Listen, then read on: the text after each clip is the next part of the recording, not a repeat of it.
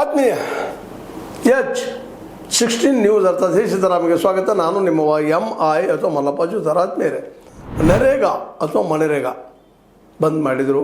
ನಾವು ಕೇಂದ್ರ ಸರ್ಕಾರದವರು ಹೊಸ ತೊಗೊಂಬಂದರು. ಅದು ನಿಮಗೆ ಗೊತ್ತದ. VBG ರಾಮ್ಜಿ ಅಂತೇಳಿ ಎರಡು ತಂದರು. ಎರಡು ನಡಕ್ಕೆ ಅತಂತ್ರ. ರಾಜ್ಯ ಸರ್ಕಾರ ಕೇಂದ್ರ ಕಡೆ ಹೇಳ್ತದ, ಕೇಂದ್ರ ಸರ್ಕಾರ ರಾಜ್ಯ ಕಡೆ ಹೇಳ್ತದ. ಇದ್ರ ಮಧ್ಯ ಪಾಪ ಬಡ ಕೂಲಿಕಾರ ಒದ್ದಾಟ ಸ್ಟಾರ್ಟ್ ಆಗಿದ್ರೆ ಪಾಪ ಉದ್ಯೋಗ ಆಗ್ತಿತ್ತು. ಇವತ್ತು ಉದ್ಯೋಗ ಇಲ್ಲ. ಕರ್ನಾಟಕ ಸ್ಥಿತಿ ಈ ರೀತಿ ಅದ. ಇನ್ನುಳಿದ ಸ್ಥಿತಿಗಳು ಈ ಹಿನ್ನೆಲೆಯಲ್ಲೇ ನಮ್ಮ ಪ್ರಜಾವಾಣಿ ವಿಶೇಷವಾಗಿ ವರ್ಕ್ ಮಾಡಿದ. ಅದನ್ನು ನಾವು ಮೆಚ್ಕೊಳ್ಳೇಬೇಕು. ಭಾಳ ಒಳ್ಳೆಯ ಕೆಲಸ ಮಾಡಿದ.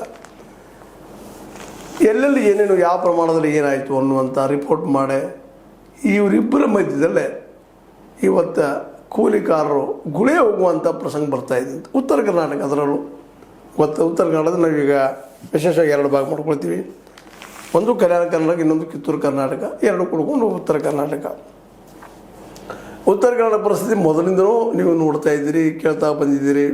ಯಾವಾಗ ಗುಳಿ ಹೋಗುವಂಥದ್ದು, ಬಡ ಹೆಣ್ಣುಮಕ್ಕಳು ಗೋವಾ ಅಂತ ಊರಿಗೆ ಹೋಗಿ ವೇಶ್ಯಾವೃತ್ತಿ ಇಳಿಯುವಂಥದ್ದು, ಅನೇಕ ಮಕ್ಕಳು ಗಂಡು ಮಕ್ಕಳು ತುಳುಗು ಕಾಳತನ ಮಾಡುವಂಥದ್ದು ನಾವು ನೋಡ್ತಾ ಬಂದಿದ್ದೀವಿ, ಕೇಳ್ತಾ ಬಂದಿದ್ದೀವಿ. ಇವತ್ತಿನ ಒಂದು ಸ್ವಲ್ಪ ಮನೆಯಾಗ ಬಂದ ಪಾಪ ಅವ್ರಿಗೆ ಒಂದು ಸ್ಕೂಲಿ ಸಿಕ್ಕ ದುಡಿತಾ ಮಾಡ್ತಾ ಸಣ್ಣ ಬದುಕನ್ನು, ಸುಂದರ ಬದುಕನ್ನು ಒದ್ದಾಡ್ತಾ ಜಕ್ಕೊಂಡು ಇದೇ ಪೂರ್ತಿ ಸಮಾಧಾನ ಕೊಟ್ಟಿದ್ದಂತಲ್ಲ. ಯಾಕೆಂದ್ರೆ ಆರಂಭದಲ್ಲಿ ಇದಕ್ಕೆ 1,00,000 ಕೋಟಿ ರೂಪಾಯಿಗಳು ಪ್ರತಿ ವರ್ಷ ತೆಗೆದಾಡ್ತಿದ್ದಕ್ಕೆ ಹೆಚ್ಚಿಗಿಡ್ತಾ ಇತ್ತು. ನಂತರದಲ್ಲಿ ಅದು 90 ಆಯ್ತು, 80,000 ಆಯ್ತು, 60,000 ಆಯ್ತು, ಹಿಂಗೆ ಆಗ್ತಾ ಒಂದು ಕಡಿಮೆ ಮಾಡಿದೆ ಬಂತು. ಈ ಮೋದಿ ಸರ್ಕಾರ ಬಂದಮೇಲೆ ಇನ್ನೂ ಭಾಳಷ್ಟು ಕಡಿಮೆ ಆಯ್ತು ದಿನಗಳು. 100 ದಿನಗಳು ಕೊಡೋ ಬದಲಾಗಿ 70, 60, 50 ದಿನಗಳು ಕೊಡೋದು. ಕಡೆಗೆ ಒಂದು 40-50 ದಿನ ಕೊಟ್ಟಿದ್ದು ಸಹಿತ ದಾಖಲದು ಆ ಮಾತು ಬೇರೆ.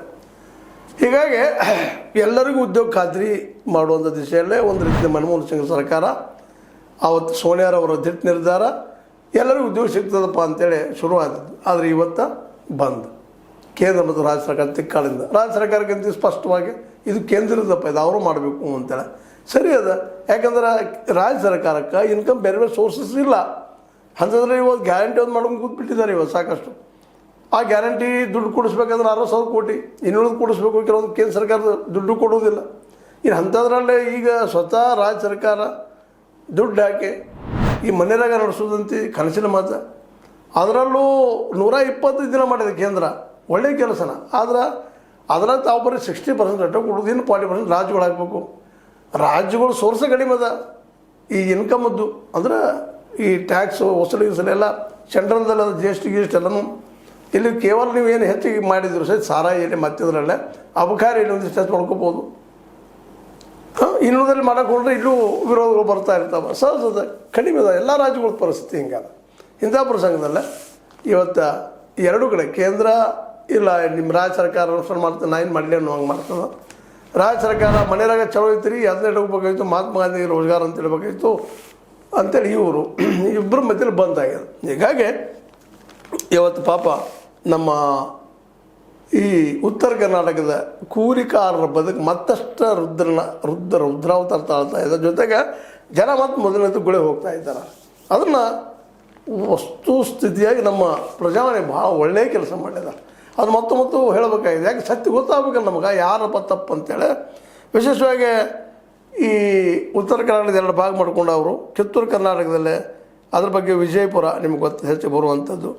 ಜಿಲ್ಲೆಯಲ್ಲಿ 2.60 ಲಕ್ಷ ಮಾನವ ದಿನಗಳ ಉದ್ಯೋಗ ಸೃಷ್ಟಿ ಗುರಿ ನೀಡಿದ್ದರೂ ಇಡೀ ಜಿಲ್ಲೆಯಲ್ಲಿ ಈಗ 2,450 ಜನರಿಗಷ್ಟೇ ಉದ್ಯೋಗ ಸಿಕ್ಕಿದೆ. ಈ ಪರಿಸ್ಥಿತಿ ಕದ ವಿಜಯಪುರದಲ್ಲಿ.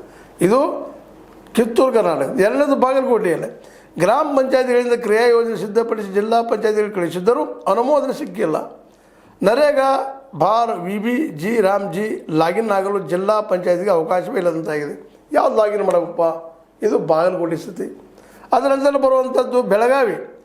2025 ಏಪ್ರಿಲ್ನಲ್ಲಿ 1.5 ಲಕ್ಷ ಕಾರ್ಮಿಕರು ನರೇಗಾದಡಿ ಕೈಗೊಂಡ ವಿವಿಧ ಕಾಮಗಾರಿಗಳಲ್ಲಿ ಕೆಲಸ ಮಾಡುತ್ತಿದ್ದರು. ಆದರೆ 2026 ಏಪ್ರಿಲ್ದಂದು ಜಿಲ್ಲೆಯಾದ್ಯಂತ ಕೇವಲ 7,884 ಜನರಿಗೆ ಕೂಲಿ ಸಿಕ್ಕಿದೆ, ಉಳಿದವರಿಗಿಲ್ಲ.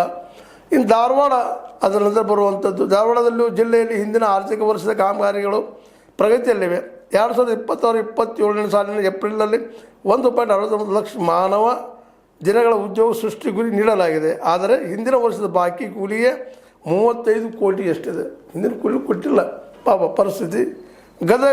ಗದಗದಲ್ಲೇ ಮಾರ್ಗಸೂಚಿ ಇಲ್ಲದೆ ಇರುವ ಕಾರಣಕ್ಕೆ ಗ್ರಾಮ ಪಂಚಾಯತಿ ಅಧಿಕಾರಿಗಳು ತಮ್ಮ ವ್ಯಾಪ್ತಿಯಲ್ಲಿ ಕಾಮಗಾರಿ ಕೈಗೊಳ್ಳಲು ಬೇಡಿಕೆ ಸಲ್ಲಿಸಲು ಸಾಧ್ಯವಾಗುತ್ತಿಲ್ಲ. ಮಾರ್ಗಸೂಚಿನೆಲ್ಲ ಏನು ಮಾಡ್ಬೇಕಂತೇಳಿ. ಇನ್ನು ಅದಕ್ಕೆ ಲೆಕ್ಕ ಹಾವೇರಿ ಪರಿಸ್ಥಿತಿನೂ ಹಾಗೆ ಆಗ್ಯದ. ಮುಂದೆ ದಿನ ಸಿಕ್ಕಿರತ್ತಿರದ. ಇನ್ನು ಅದಕ್ಕೆ ಉತ್ತರ ಕನ್ನಡದಲ್ಲಿ ನರೇಗಾ ಅಡಿಯಲ್ಲಿಯೇ ಬಾಕಿ ಕಾಮಗಾರಿಗಳು ನಡೆಯುತ್ತಿವೆ. ಆದರೆ ಈ ಹಿಂದೆ ಇದ್ದಷ್ಟು ಉದ್ಯೋಗಾವಕಾಶಗಳು ಇಲ್ಲ. ಇನ್ನು ಬೀದರ, ಇದೇ ಕಾಲಕ್ಕೆ ನಮ್ಮ ಕಲ್ಯಾಣ ಕರ್ನಾಟಕದ ಬಗ್ಗೆ ಕೊಡ್ತಾ ಇದ್ದಾರೆ ಅವರು. ಬೀದರದಲ್ಲಿ ನರೇಗಾ ಅಡಿ ಬಾಕಿಯಾಗಿದ್ದ ಕಾಮಗಾರಿಗಳನ್ನೇ ಮುಂದುವರಿಸಲಾಗಿದ್ದು, ಬೇಡಿಕೆ ಇದ್ದರೂ ಜನರಿಗೆ ಉದ್ಯೋಗ ನೀಡಲಾಗುತ್ತಿಲ್ಲ. ಜನರು ಉದ್ಯೋಗ ಅರಸಿ ಮಹಾರಾಷ್ಟ್ರ, ತೆಲಂಗಾಣ, ಕೇರಳ ಮತ್ತು ರಾಜ್ಯದ ಮಲೆನಾಡಿನತ್ತ ಗುಳೆ ಹೊರಟಿದ್ದಾರೆ. ಕಲಬುರಗಿಯಲ್ಲಿ ಜಿಲ್ಲೆಯಲ್ಲಿ ನರೇಗಾ ಅಡಿ ಮಹಿಳೆಯರು ಹೆಚ್ಚಿನ ಸಂಖ್ಯೆಯಲ್ಲಿ ಉದ್ಯೋಗ ಮಾಡುತ್ತಿದ್ದರು. ಈಗ ಉದ್ಯೋಗವಿಲ್ಲದ ಕಾರಣ ಮಹಿಳೆಯರ ಆರ್ಥಿಕ ಶಕ್ತಿ ಕುಸಿದಂತಾಗಿದೆ. ಕೃಷಿ ಆಚೆಗೆ ನರೇಗಾವನ್ನು ಆಧರಿಸಿದ ಕುಟುಂಬಗಳು ಕೆಲಸ ಅರಸಿ ಗುಳೆ ಹೊರಟಿವೆ. ಯಾದಗಿರ ಅದು ಸಿಕ್ಕಿಲ್ಲದಿರೋದು. ಅದೇ ಕಾರಕ ನಮ್ಮ ರಾಯಚೂರದಲ್ಲಿ ಹೊಸದಾಗಿ ಯಾವುದೇ ಕಾಮಗಾರಿ ಕೈಗೊಂಡಿಲ್ಲ. ಬಾಕಿ ಕಾಮಗಾರಿಗಳನ್ನು ಪೂರ್ಣಗೊಳಿಸಲಾಗುತ್ತಿದೆ. ಸರ್ಕಾರದ ಸ್ಪಷ್ಟ ನಿರ್ದೇಶನಕ್ಕೆ ಕಾಯಲಾಗುತ್ತಿದೆ ಅಂತೇಳಿ ಅಲ್ಲಿ ಉದ್ಯೋಗಗಳಿಲ್ಲ. ಅದಂತರ ಬಳ್ಳಾರಿ ಬೇಸಿಗೆ ಅವಧಿಯಲ್ಲಿಯೇ ಉದ್ಯೋಗಕ್ಕೆ ಹೆಚ್ಚು ಬೇಡಿಕೆ. ಆದರೆ ಯೋಜನೆ ಅನುಷ್ಠಾನಕ್ಕೆ ಬರದಿರುವ ಕಾರಣ ಒಂದು ಋತುವಿನ ಕೆಲಸವೇ ನಿಂತು ಹೋಗಿದೆ. ಬಳ್ಳಾರಿದಾಯಿತು. ಮುಂದೆ ವಿಜಯನಗರ, ಕೊಪ್ಪಳದ್ದು ಸಿಕ್ಕಿಲ್ಲದಿರೋದು. ವಿಜಯನಗರದ್ದು ನರೇಗಾ ಯೋಜನೆಯಡಿಯಲ್ಲಿ ಉದ್ಯೋಗ ಏಪ್ರಿಲ್ ತಿಂಗಳಿನಲ್ಲಿ 9.65 ಲಕ್ಷ ಮಾನವ ದಿನಗಳ ಉದ್ಯೋಗ ಸೃಷ್ಟಿ ಗುರಿ ನೀಡಲಾಗಿದೆ. ಮೇ ತಿಂಗಳಿಗೂ ಇದೇ ಮುಂದುವರಿಯುತ್ತದೆಯೇ ಎಂಬುದರ ಬಗ್ಗೆ ಸ್ಪಷ್ಟತೆ ಇಲ್ಲ. ಹಿಂಗೆ ಈ ಪರಿಸ್ಥಿತಿ. ಇದು ಯಾಕೆ ನಿಮಗೆಲ್ಲ ಓದಿ ಹೇಳ್ಬೇಕಾಯ್ತಂದ್ರೆ, ಇಲ್ಲಿ ಮುಖ್ಯವಾಗಿ ವರದಿಯಲ್ಲಿ ಏನು ಹೇಳ್ತದಪ್ಪ ಅಂದ್ರೆ, ಉದ್ಯೋಗಗಳು ಇಬ್ಬರು ಕೂಡ ಕಸ್ಕೊಂಡ್ಬಿಟ್ಟಿದಾರ. ಇವ್ರು ನೋಡ್ರೆ ಮನೆರಾಗ ಅಂತಾರೆ, ಅವ್ರು ನೋಡ್ರೆ ವಿಶೇಷವಾಗಿ VBG ರಾಮ್ಜಿ ಅಂತೇಳಿ. ಇವ್ರು ಸಿಕ್ಕಾಳದಾಗ ಪಾಪ ಉದ್ಯೋಗ ಇಲ್ದಾಗ ಗುಳಿ ಹೋಗುವಂಥದ್ದು ಮತ್ತು ದುಸ್ಥಿತಿ ಈ ಭಾಗದಲ್ಲಿ ಆಗಿದೆ. ಇದಕ್ಕೆ ಯಾರು ಜವಾಬ್ದಾರಿ? ಸರ್ಕಾರವೋ, ಕೇಂದ್ರ ಸರ್ಕಾರವೋ, ರಾಜ್ಯ ಸರ್ಕಾರವೋ? ಯಾರು ಇವರು ಯಾರಿಗಾಗಿದ್ದಾರೆ? ಹೆಸರೇನು ಇರಲಿ, ಉದ್ಯೋಗ ಸೃಷ್ಟಿ ಮಾಡೋದಕ್ಕೆ ಅನುಕೂಲ ಮಾಡಬೇಕಾಯ್ತಲ್ಲ. ಅದೇ ಕಾಲಕ್ಕೆ ರಾಜ್ಯ ಸರ್ಕಾರ ಕೇಳ್ತಾ ಇದ್ರೆ ನಾವು 40% ಹಾಕ್ಲಿಕ್ಕೆ ಆಗೋದಿಲ್ಲ ಅಂತೇಳಿ. ಆ 40% ರಾಜ್ಯದ ಮೇಲೆ ಯಾಕೆ ಹಾಕ್ತೀವಿ ಇವತ್ತು ಕೇಂದ್ರ ಸರ್ಕಾರ? ಯಾಕೆಂದರೆ ಮೂಲತಃ ಮನೆಯಾಗ ಇದ್ದಿದ್ದು ಕೇಂದ್ರದಲ್ಲಿ ನಮಗೆ ಎಷ್ಟು ನೀಗ್ತದನೋ ಏನದನೋ ಅದು ಕೊಡಬೇಕಾಯ್ತು. ಮೂಲತಃ ಇದ್ದಿದ್ದು ನೀವು ಹೆಸರೇನಾದರೂ ಇಟ್ಕೊಳ್ರಿ, ಇಲ್ಲ ಏನು ಮಾಡಿದ್ರು ನಮ್ಗೆ ಉದ್ಯೋಗ ಬೇಕಾಗಿದೆ ಜನಕ್ಕೆ. ಮಹಾತ್ಮ ಗಾಂಧಿ ಹೆಸರು ಇಟ್ಕೊಳ್ರಿ, ರಾಮನ ಹೆಸರು ಇಟ್ಕೊಳ್ರಿ. ರಾಮನು ಬೇಕಾದಂಥ ವ್ಯಕ್ತಿ, ಈ ದೇಶದ ಒಂದು ಏನಪ್ಪ ಅಂತಂದ್ರೆ ಅಸ್ಮಿತೆ. ಗಾಂಧೀಜಿಯವರು ರಾಮನ ಭಕ್ತರು, ಜೊತೆಗೆ ರಾಮರಾಜ್ ಕಟ್ಟ ಬಯಸೋರು. ಏನು ತಪ್ಪಿಲ್ಲದ್ರು, ಹೆಸರು ಪಡೆದವ್ರದ್ದು ಏನೂ ಅವಶ್ಯಕತೆ ಇಲ್ಲ. ಆದರೆ ಈ ಯೋಜನೆ ಇತ್ತಲ್ಲ ಮನೆಯಾಗ, ಅದನ್ನ ಏನು ಹೆಸರು ಚೇಂಜ್ ಮಾಡಿದ್ರಿ ಮಾಡಿರಿ.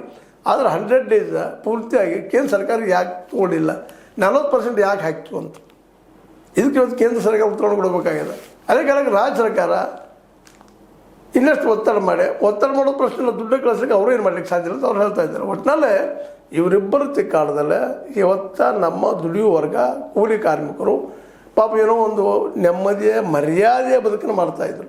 ಇದನ್ನು ಭಾಳ ಒತ್ಕೊಂಡು ಹೇಳ್ತಾ ಇದ್ದೀನಿ. ಮರ್ಯಾದೆ ಬೆಳಕು ಗುಳೆ ಹೋಗೋದಂದ್ರೆ ಗೊತ್ತಿಲ್ಲ. ಈ ಮಿಡಲ್ ಕ್ಲಾಸ್ ಜನಕ್ಕೆ, ಹೈಯರ್ ಕ್ಲಾಸ್ ಜನಕ್ಕೆ ಇದು ಗೊತ್ತಾಗೋದು ಗುಳೆ ಹೋಗೋದಂದ್ರೆ ಹೊಟ್ಟೆಗಾಗಿ ಹೋಗ್ತಾ ಇದ್ದಾರೆ ಪಾಪ. ಎಲ್ಲೋ ದೊಡ್ಡ ಪಟ್ಟಣಕ್ಕೆ ಹೋಗೋದು, ಅಲ್ಲಿ ಎಲ್ಲೋ ಇರೋದು, ಮನೆ ಕಟ್ಟಡಕ್ಕೂ ಅದಕ್ಕೂ ಇದು ಕೆಲಸಗಳು ಇರ್ತಾವೆ, ಅಲ್ಲಿ ಮಾಡೋದು, ಎಲ್ಲೂ ಹಾದಿ ಮೇಲೆ ಮಕ್ಕೊಳ್ಳೋದು, ಎದ್ದು ಹೋಗೋದು. ಅದು ಕೇಳೋರಿಲ್ಲ, ಹೇಳೋರಿಲ್ಲ. ಯಾವ ಗ್ಯಾರಂಟಿ ಇಲ್ಲ ಬದುಕಿಂದು. ಮತ್ತು ಗ್ಯಾರಂಟಿ ತೊಗೋಬೇಕಾದ್ರೆ ರೇಷನ್ ಕಾರ್ಡ್ಗಳು ಬೇಕು, ತಮ್ಮ ಊರುಗಳು ಬರಬೇಕು, ಅಲ್ಲಿ ಬಂದು ತೊಗೊಂಡು ಹೋಗಕ್ಕೆ ಸಾಧ್ಯ ಇಲ್ಲ. ಇವೇನು 108 ಗದ್ದಲಗಳು ರೀ. ಸರ್ಕಾರ ಇದನ್ನು ಏನು ನನಗೆ ಇವತ್ತಿಗೆ ಏನು ಅನ್ನಿಸ್ತದಂದ್ರೆ, ಕೇಂದ್ರ ಮತ್ತು ರಾಜ್ಯ ಸರ್ಕಾರಕ್ಕೆ ಏನಾದರೂ ಹೃದಯ ಇದ್ರೆ ಈ ಕೆಲಸ ಮಾಡ್ತಿತ್ತ ಅಂತೇಳಿ. ಕೇಂದ್ರ ಸರ್ಕಾರಕ್ಕೆ ಮೊದಲು ಹೃದಯ ಇಲ್ಲ.